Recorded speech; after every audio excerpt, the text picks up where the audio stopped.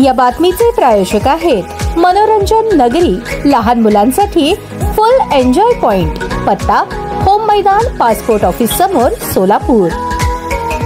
नगर विकास फाउंडेशनचे अध्यक्ष काँग्रेस कार्यकर्ते संतोष सोनवणे यांची काँग्रेस पक्षाने शहर सरचिटणीस पदावर निवड केली आहे। एका कार्यक्रमात माजी केंद्रीय गृहमंत्री सुशील कुमार शिंदे यांच्या हस्ते शहर अध्यक्ष चेतन नरोटे आणि जिल्ह्याचे अध्यक्ष सातलिंग शेटगार यांच्या उपस्थितीत सोनवणे यांना निवडीचे पत्र देण्यात आले। नई जिंदगी परिसरात काँग्रेसचा चेहरा मानले जाणारे माजी स्थायी समिती सभापती बाबा मिस्त्री यांना विधानसभा निवडणुकीत उमेदवारी न मिळाल्याने नाराज होऊन काँग्रेसचा हात सोडून प्रहारची बॅट त्यांनी हाती घेतली। काँग्रेसमधून बाबा गेल्याने आता नई जिंदगीमध्ये काँग्रेसचे नेतृत्व कोण करणार अशी चर्चा आहे। माजी नगरसेविका परविनी नामदार आणि माजी नगरसेविका अनुराधा काटकर हे जरी काँग्रेसचे चेहरे असले तरी काँग्रेसचा या भागात युवा चेहरा देण्यासाठी प्रयत्नशील काँग्रेस होते। आपल्या सामाजिक कार्यातून कायमच चर्चेत राहणारे जुने काँग्रेसचे कार्यकर्ते आणि खासदार प्रणिती शिंदे यांचे नेतृत्व कधीच न सोडणारे कट्टर समर्थक जाईजुई विचार मंचाचे जुने सहकारी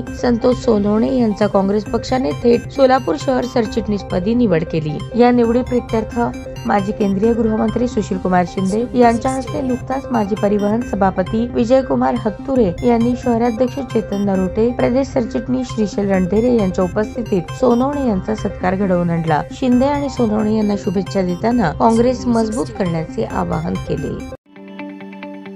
ताज्या बातम्या पाहण्यासाठी प्राईम महाराष्ट्र न्यूज चॅनलला सबस्क्राईब करा।